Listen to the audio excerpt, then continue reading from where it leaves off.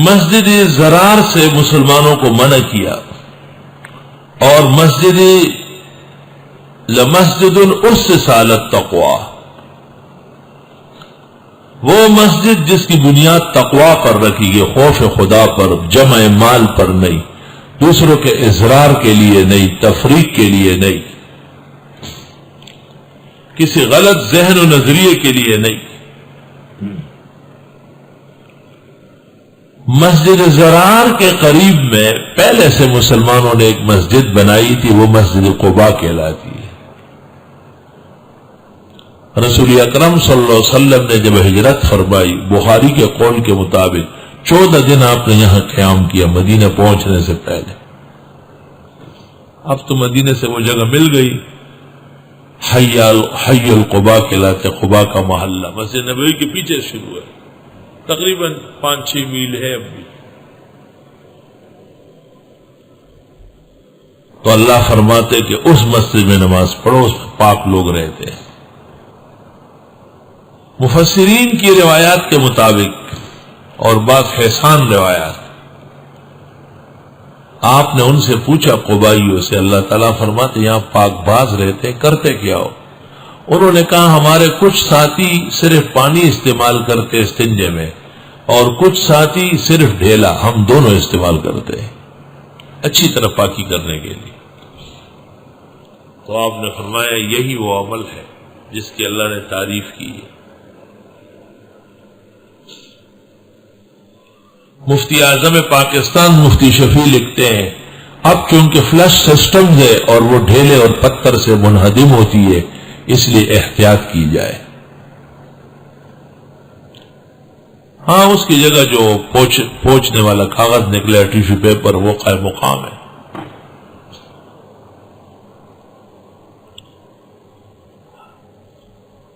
احادیث سے پتہ چلا، ابو سعید خدری کی روایت مسلم میں کتاب الحج میں اور مسند احمد میں صریح موجود ہے کہ آپ سے پوچھا گیا یہ مسجد کون سی ہے؟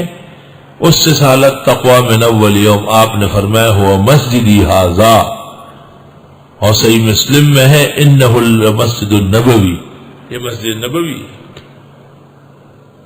اصل بات یہ ہے کہ گو آیت نازل ہوئی ہے قبائیوں کے بارے میں، لیکن مدینہ مسجد نبوی کے لوگ خود پیغمبر اسلام اس کا بڑھ کر مصداق ہے، مصداق اول و مصداق ثانی، مصداق اقرب و مصداق ابعد ہوتے ہیں، اور یہ تفسیر کا بڑا باب ہے۔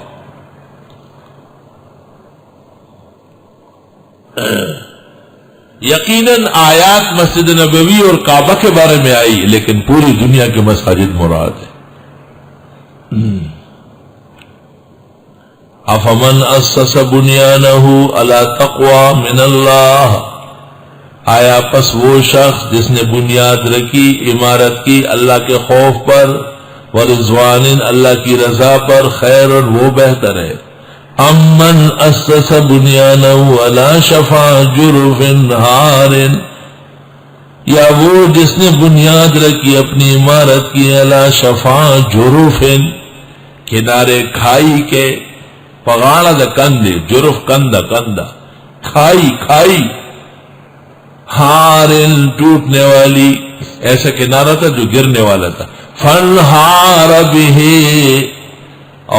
فنہار بہ، پس وہ مسجد کو بھی لے ڈوبی، وہ کنارہ ٹوٹ گیا، مسجد بھی گئی، فی نار جہنم، دوزخ میں، واللہ لا یہدی القوم الظالمین، اور اللہ معاف نہیں فرماتے، یعنی توفیق نہیں دیتا ظالم لوگوں کو۔ جہنم کی سزا سنا کر پتہ چلا کہ مقابلے کی مسجدیں بنانا گناہ کبیرہ ہے۔ اگر اہل بدعت کی مسجد موجود ہے اور آپ اہل حق کی بناتے، یہ مقابلہ نہیں ہے، یہ حق کی حمایت ہے۔ اہل حق کی مسجد موجود ہے اور ذرا ذرا سے 3-4 ہو گئے اور آپ نے نئی مسجد شروع کر لی، یہ ہے مقابلہ۔ لا یزال بنیانہم، ہمیشہ رہے گی عمارت ان کی، بنیان سے مراد عمارت، الذی وہ عمارت بناؤ جو انہوں نے بنائی، ریبتاً فی قلوبہم، کھٹکے کا باعث ان کے دلوں میں، الا ان تقطع قلوبهم، مگر یہ کہ ٹوٹ جائے ان کے دل، ٹکڑے ٹکڑے ہو جائے. قیامت آ سکتی ہے، ان کے دل چور چور ہو سکتے ہیں، لیکن کبھی بھی مسجد ضرار اور مسجد المسلمین نہیں بن سکتی. واللہ علیم حکیم، اور اللہ علم و حکمت والے ہیں. ابن الجوزی نے تلبیس ابلیس میں لکھا ہے کہ پیروں میں یہ مرض بہت زیادہ ہے. وہ مجمع عام سے بچنے کے لیے 1.5 اینٹ کی مسجدیں بناتے ہیں، اور عموماً مسجد ضرار کا ارتکاب یہی لوگ کرتے ہیں. وفی ذلک تفصیل لا ينبغي ان اذکرہ الآن. ان اللہ اشتری من المؤمنین انفسهم واموالهم بان لهم الجنہ، بے شک اللہ نے خریدی ہے مسلمانوں کی جانیں اور مال کہ بے شک ان کو جنت ملے گی. نیم جان پستانہ دو صد جاد حد، آنچ در وحمت نیاید آدید. اللہ خریدار ہے مسلمان کی جان و مال کا، اور بدلہ کیا ملے گا؟ بدل بے کیا ہے؟ جنت. یقاتلون فی سبیل اللہ، یہ لڑیں گے اللہ کے راستے میں. فیقتلون ویقتلون، پس ماریں گے اور مریں گے. وعدن علیہ حقا فی التوراۃ والانجیل والقرآن، وعدہ ہے اس کے ذمہ پکا توریت انجیل و قرآن میں. ومن اوفی بعہدہ من اللہ، اور جو کوئی پورا کرے گا یہ عہد کو اللہ سے. فاستبشروا ببیعکم الذی بایعتم بہ، پس خوش ہو جاؤ اس بے سے جو تم نے بے کیے اللہ سے، مبارک ہو. وذالک هو الفوز العظیم، یہ کامیابی بڑی ہے. التائبون العابدون الحامدون،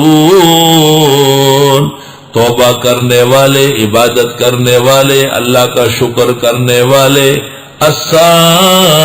السائحون، اللہ کے لیے سیاحت کرنے والے یا روزہ رکھنے والے. الراکعون الساجدون، رکوع سجود والے. الامرون بالمعروف، امر کرنے والے نیکی کے. والناہون عن المنکر، روکنے والے گناہوں سے. والحافظون لحدود اللہ، بچائے اور حفاظت کرنے والے اللہ کی حدوں کے. یہ ہے کامیاب، فوز العظیم کے مستحق. وبشر المؤمنین، خوشخبری دے مسلمانوں کو.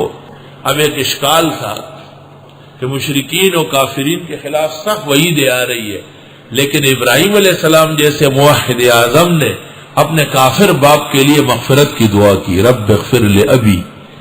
جواب: ما کان للنبی والذین آمنوا، جائز نہیں ہے پیغمبر کے لیے اور مسلمانوں کے لیے ان یستغفروا للمشرکین، کہ وہ دعائے مغفرت کر لے مشرکوں کے لیے.